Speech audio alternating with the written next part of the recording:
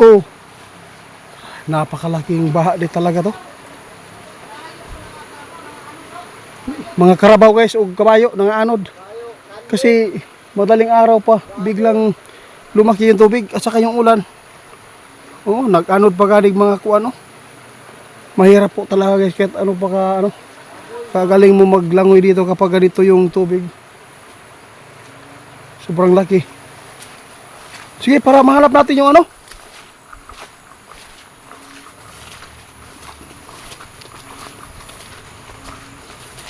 Ang daming landslide dito sa dinaanan namin guys.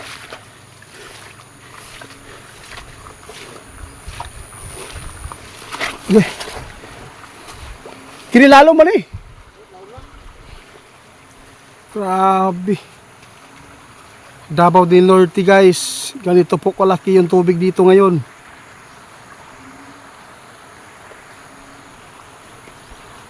Emergency po yung punta namin dito guys. Kasi po may naanod po na tao dito.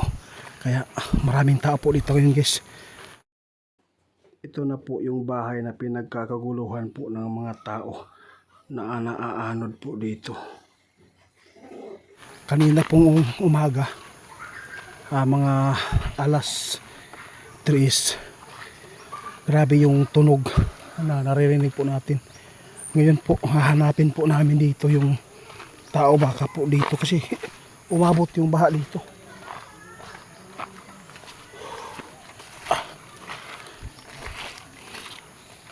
Dami mga tao guys.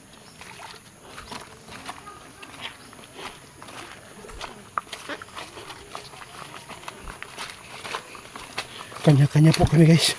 Ito na yung sinabi ko noon kapag mayroong tunog, sounds na maririnig po natin. Ibig sabihin ito ay nakagubot na guys. Napakalaking tubig.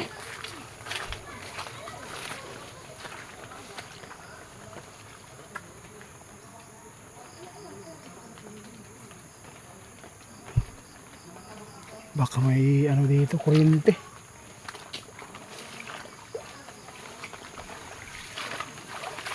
Grabe yung panghina. Kasi yung bahay dito guys, nandun po sa gitna. Sa sagingan kayo, wala namang saging na bilin. Grabe, napakalaking tubig dito. Kawawa po yung matanda dito na anod.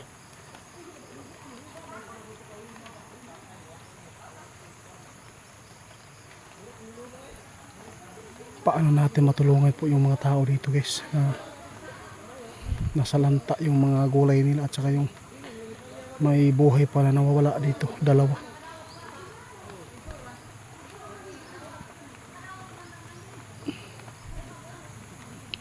Kasama ko sila Arman guys.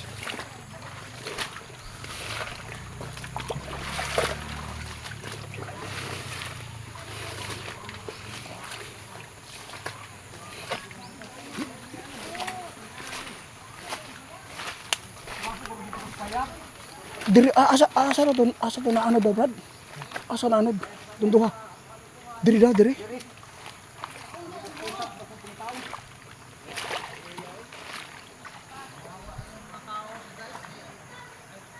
Kawawa yung mga tao guys kasi po dalawang buhay dito ay na tanaw na diya. Basi na kuryente diya ba? Basig maabot. Wala tanggalan na dito. Arbano na gikan. Kawawa yung tao dito guys. Tulong kami, kitulong. Kanya-kanya kami yan guys. Si Bro Larry doon sa baba, si Arman, si Alan, at saka yung mga ibang mga residente dito.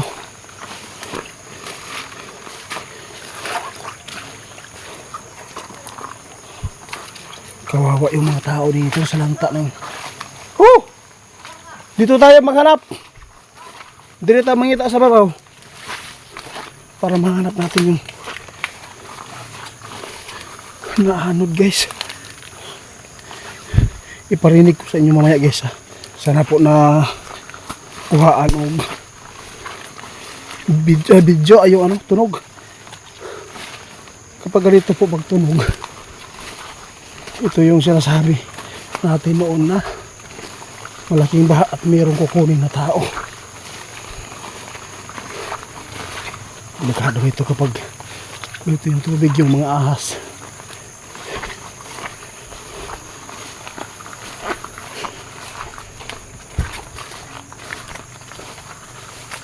Maraming naghanap ngayon guys sa naaanod na dalawang tao dito. Walan tayo ng report dito guys. At meron tayong itulong na pinansyal. Woo! Dito! Nindot diri okay. Magian ra diri. Ha? Isa ka balay na anod? Meron. May naanod lagi guys. Na bahay. Sos, grabe. Buti na lang guys. Diri ba ni tama yung tubig dito sa mga kabalayan.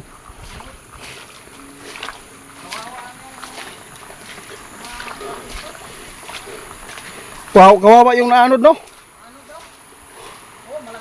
Malaki talaga yung tubig. Tubig yung bangag oh. Delikado guys. Sobrang delikado talaga yung tubig guys. Di talaga. Pinaka-delikado man guys eh. Wala nyo nakita dito ang kuha dito? Naanod? Ha? Nga balay? Wala na daw. Wala na. Ha? Kuan daw, nibigay diretso. Buti na lang yung isa oh. Lah, ganda ang balay Wala diya pa oh siya. na, ano. May Yung bahay. mga hayop lang dito. Na May bahay naubos pala lang. dyan sa... Naubos. Ah, napakaswerte guys. So, hindi inaabot yung ano ah. Pero Bahay yung niya mga sa hayop tubig. yung naubos yan. Naubos daw? Naubos daw. Yung mga hayop nila. Asa man, basig daw sangit ra tong kuan diha. Itong naanod ba?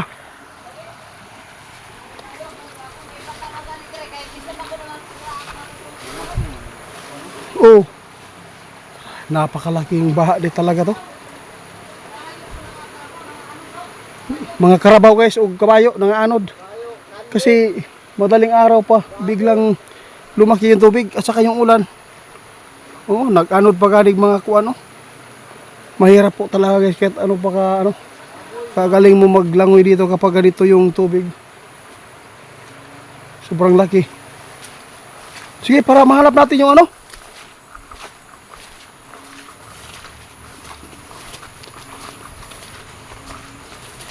Ang daming landslide dito sa dinaanan namin guys.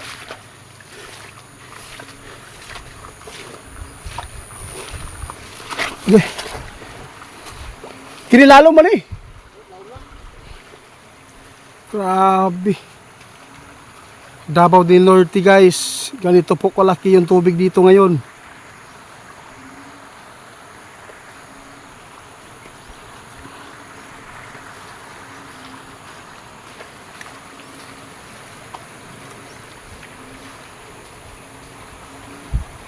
Diyan sila bro lari naghanap guys. Kasi may bahay pala na anod sa taas.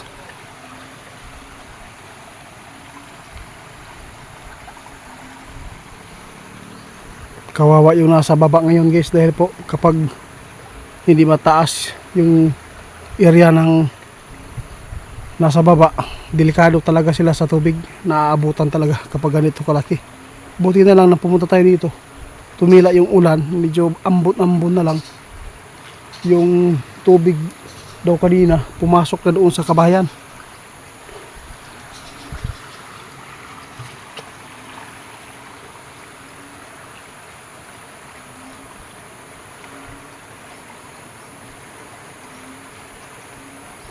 Nakakaawa din po yung mga magsasaka dito guys. Ubos lahat ng kanilang mga pananim, gulay, lahat po ng mga pananim. Kini diri guys, puro sagingan po ito eh.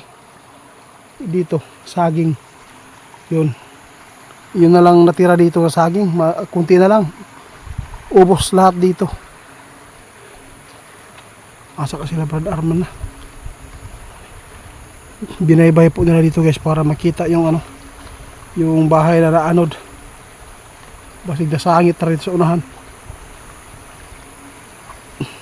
Pinuntahan ko dito guys, baka meron tayong matulong. Kahit po kunti, baka may nakita tayo ba na mga tinamaan po ng tubig. Kung ilang bahay, baka maghingi ng tulong, at least meron tayong ipapaabot. Po na sila guys, pikas.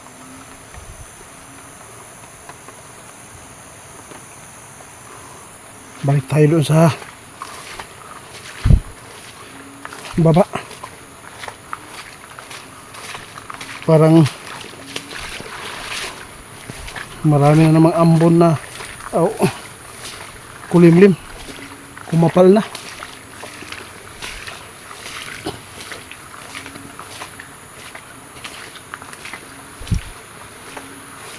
Yung pinupunta natin noon guys, Muoning Sumpaya. Pero nasa baba.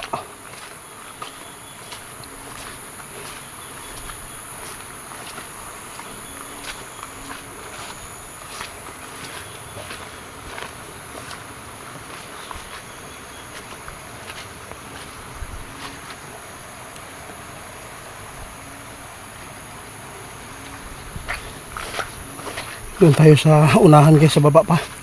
Baka meron tayong makuhang impormasyon doon kung nakita na ba nila yung naanod na bahay.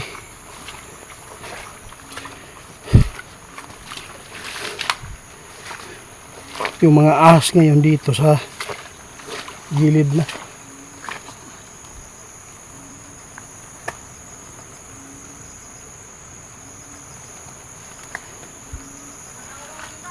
Taghan! Nagkatag-katag ng uban guys. Wala po din nasangitan? Wala. Ta, balik ta. Di makaya eh. Lisod na sa lomon. Lumos pa noon tadi ha. Delikado eh. Luoya to no? Naanod? Ang balay ba?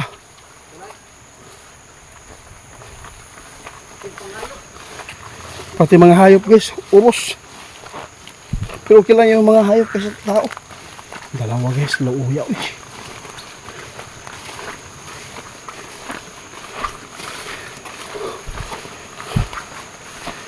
Sumama pas pilibos. Pinakadelikado ding tubig yun mo suko. Kasi kahapon nakadungog mga sounds, di ba? Tugtog. Ako itong abangan nyo guys ha. Isabay natin ito sa video ito para marinig po ninyo na nagpatotoo talaga kami na kapag may sounds na marinig namin, lumalaki yung tubig at mangunguha po ng tao.